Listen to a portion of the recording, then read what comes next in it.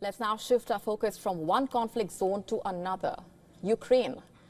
A big power struggle is currently unfolding over Ukraine, and no, I'm not talking about the conflict between the West and Russia.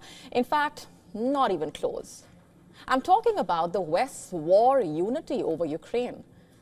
It's not only weakened, but it's crystal clear today that it is shattered. European leaders are scrambling to secure their involvement in Ukraine's future. In fact, in Paris, the French President Emmanuel Macron has convened a summit in a bid to find a path forward, as US and Russian officials prepare to meet without European participation to discuss Ukraine's situation. But can the Paris meeting make Europe relevant again, is the immediate question. Have a look at the latest developments. On Monday, US Secretary of State Marco Rubio arrived in Riyadh as part of his first trip to West Asia. This trip, in fact, comes ahead of anticipated talks with Russian officials aimed at ending the nearly 3-year war in Ukraine. It follows a phone call last week between US President Donald Trump and the Russian President Vladimir Putin. Trump has, by the way, instructed top officials to begin talks on ending the war, a promise that, remember, he made during his presidential campaign. Now, these talks are happening without any Ukrainian or European representatives. And this is why European leaders are holding an emergency meeting in Paris. With US and Russian envoys preparing for talks in Saudi Arabia, Europe has in a way been virtually sidelined from the Ukraine peace talks. And European leaders are now trying to figure out how to regain relevance in the discussions about Ukraine's future. Convened by French President Emmanuel Macron, the summit will be seeing key regional leaders who will seek to navigate a solution outside the formal structures of the European Union. It will basically include Germany's Olaf Scholz, Italy's Giorgia Meloni, Poland's Donald Tusk, Denmark's Mette Frederiksen, Spain's Pedro Sanchez, the Netherlands' Wopke Hoekstra, along with the EU President Ursula von der Leyen and the Council President Antonio Costa. And the meeting will basically address what defense capabilities Europe could provide to ensure that Ukraine has credible security guarantees, including a proposal for Ukraine to receive automatic NATO membership in the event of a clear ceasefire breach by Russia. But the signs of rift were clear last week itself. From comments in Europe by several US officials, comments from the Secretary of Defense in Brussels, Vice President J.D. Vance, and Special Russia-Ukraine Envoy General Keith Kellogg in Munich, and then by Donald Trump himself after his hour-and-a-half phone call with Vladimir Putin.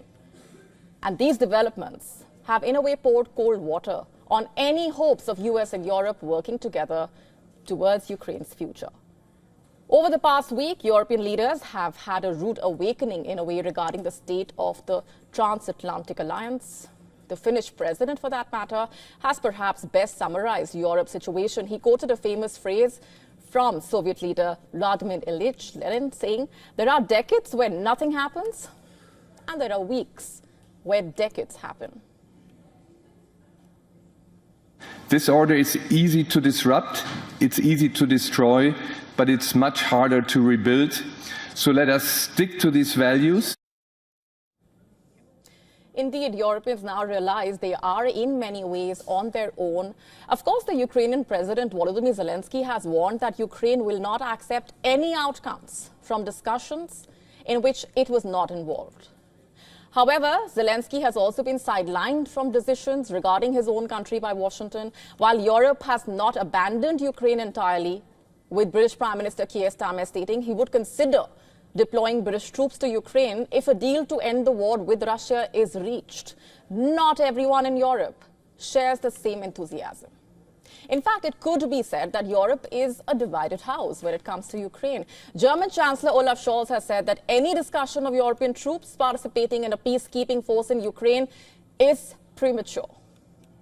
According to Reuters, Scholz also spoke more broadly about European security, saying that supporting Ukraine and its army will be, in his words, a great task for Europe, for the US, and international alliance partners. And he's not wrong, by the way. Europe is already struggling to recruit soldiers for their own national armies. The question is, how will they help Ukraine?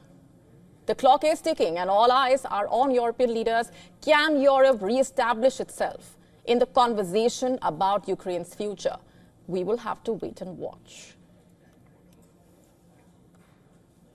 Speaking of which, with us on the broadcast this minute is our correspondent Ross Cullen from Paris, France, who's been tracking those developments very closely. Ross, thanks very much for being here. Let me begin by asking you for what the latest is in terms of that meeting. A lot, of course, riding on it. It is a rather important attempt by Europe to regain relevance as far as the conversation on Ukraine is concerned.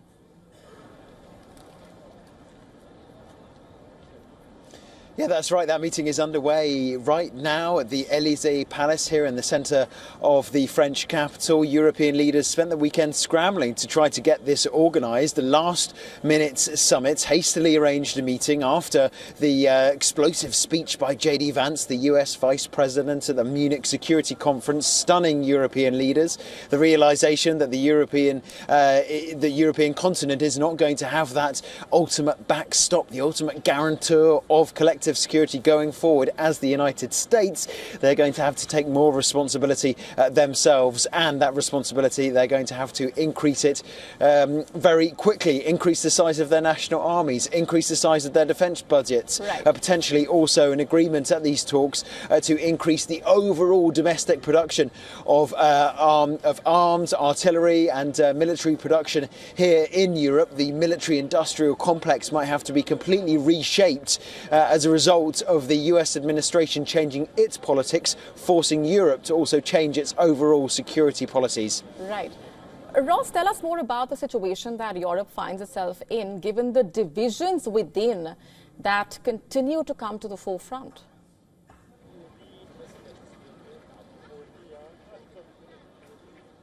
Well, Europe is continuing to back Ukraine. That is the underlying message from a lot of the leaders here, like the UK Prime Minister Keir Starmer, who is in attendance in Paris on Monday for those talks, saying that we will be backing Ukraine and we could even be deploying troops inside Ukraine as peacekeepers if there is a peace agreement signed between Kiev and Moscow. If it's necessary, if Ukraine requires that, then we will be ready to step up to the plate.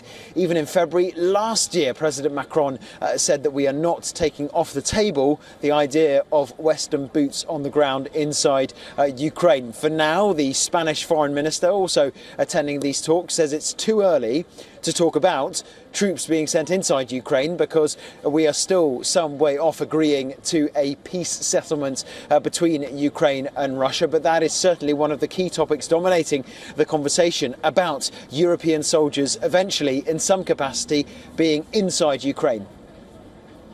Right, we're leaving it there for the moment, Ross. Thanks very much for giving us those updates. To stay up to speed with the latest news, download the WION app and subscribe to our YouTube channel.